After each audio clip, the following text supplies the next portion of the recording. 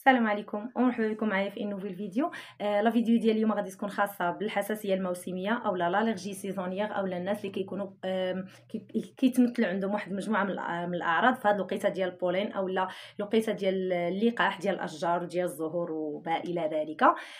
المهم كاين بزاف ديال فين كتظهر لي هذه الحساسيه ولا تتمظهر في بزاف ديال البلايص، يعني في لوكو اولا في الجسم. كاين الحساسيه على مستوى العينين، كاين الحساسيه على مستوى الانف، كاين على مستوى الحنجره، كاين على مستوى الجلد اللي كيكون الحكه. المهم بالنسبه للاقتراح ديال اليوم غادي يكون خاص بالعينين. اذا بغيتوا تعرفوا شنو هو الاقتراح ديال اليوم والنصائح اللي ممكن ان تجنبكم يعني الحده ديال هذيك الحساسيه، غتخليكم اكيد معايا حتى الاخر ديال لا فيديو. غير قبل من كلشي نتمنى انكم تشاركوا وتفعلوا زر الجرس، تضغطوا لايك اذا كيعجبكم الفيديو اللي كنزل، وتبارطاجيو بطبيعه الحال اذا بغيتوا الفائده تعم والناس وحدين اخرين. المهم فبالنسبه للحساسيه ديال العينين راه من افظع وابشع ما يكون. والله الا من بين الحويجات اللي كتبرزط بصح راه انا وحده من الناس اللي كتعاني من الحساسيه ديال الربيع اولا الحساسيه الموسميه ولا لالرجي سيزونيير. شوفوا باش نقدر نتفادى ما كاينش من غير انني نطلب يعني نصيحه من طبيب او صيدلي، ويا حبذا يعني نتوجه عند طبيب مختص باش هكا كيدير ليا صداع ثاني. المهم هكا باش كيدير ليا لي تيست اولا كيتسماو لي تيست ديرمو رياكسيون. او المهم فبالنسبه للحساسيه ديال العينين فكتمثل فاياش كتمثل في واحد الحكه اللي كتكون شديده، زائد الدموع اولا الدموع كيكونوا كينزلوا ماشي الدموع ديال البكا بطبيعه الحال، الدموع ديال الحساسيه، زائد واحد الاحمرار اللي كيكون مبالغ فيه، يعني العينين كيكونوا حمرين بزاف، الجهد اللي حتى النظر اولا الشوفه كتبقى تضبب، يعني الشبكه ديال العين هي ما كتقاسش 100% ولكن كتكون كتبرزط في هذيك اللحظه. المهم الاقتراح ديال اليوم غادي يكون هو هذا. كاين بزاف اللي بحالو كيف ما ديما راه اذا نزلتوا لي كومونتير كتلقاو انني كنقول لكم اقتراح واحد وكنعطي اللي بحالو اولا جينيريك اولا ليكيفالون ديالو ولا المعادل ديالو، غير مهم كيختلفوا الاثمنه. مهم بالنسبه لهذا الاقتراح ديال اليوم فمن افضل ما يكون.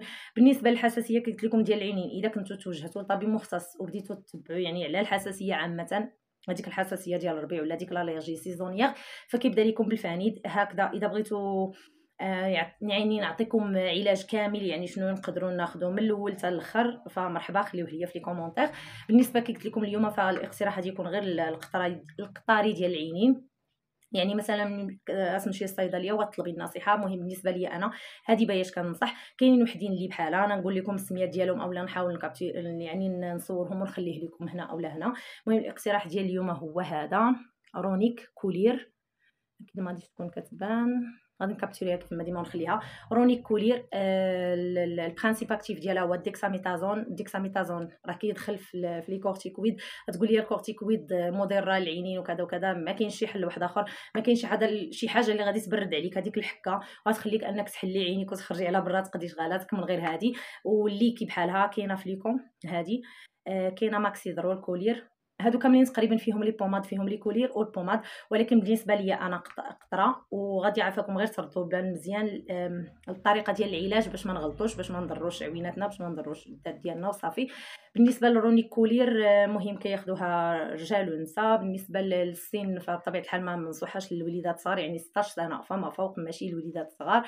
الطريقه ديال الاستعمال 3 ايام الاولى غادي نكون كناخذ قطره في الصباح، قطره في 12، قطره في الليل، صافي يعني 3 يعني 9 ديال القطرات في المجموع، يعني 3 ايام. النهار الاول غناخذ 3 ديال القطاري، النهار الثاني 3 د القطاري، والنهار الثالث 3 د القطاري. 3 ايام المواليه غنردها قطره في الصباح وقطره في الليل. 3 ايام اللي وراها قطره من الليل ان شاء الله، وراه غادي يمشيو دوك الاعراض كاملين. اكيد من اول نهار راه غادي يبان لك الفرق، غادي يرصاو عينيك من داك الحكام، من داك الحموريه، من داك الحرق.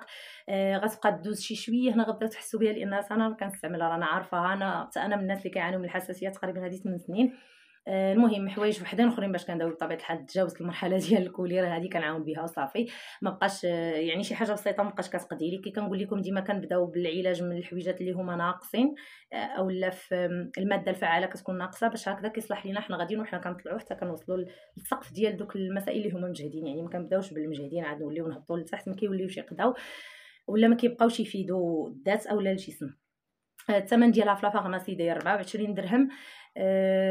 شنو اخر؟ هذا كل ما يخص الفيديو ديال اليوم، الاقتراح ديال اليوم. علاش بالضبط صورته اليوم؟ لان عارفه ان بزاف ديال الناس كيعانيو من هذه الحساسيه هذه. كلشي كيقول لي لا راه غير مؤخرا، غير هذا العام، غير هذا. لا، هو الحساسيه راه تقدر تجينا في اي وقت، تقدر تجي لاي واحد. هذا كل ما يخص الاقتراح ديال اليوم. نتمنى هاد لا فيديو هذه تلقاكم في اتم الصحه والعافيه. خليت لكم راحه الله، ونشوفكم في فيديوهات اخرين ان شاء الله.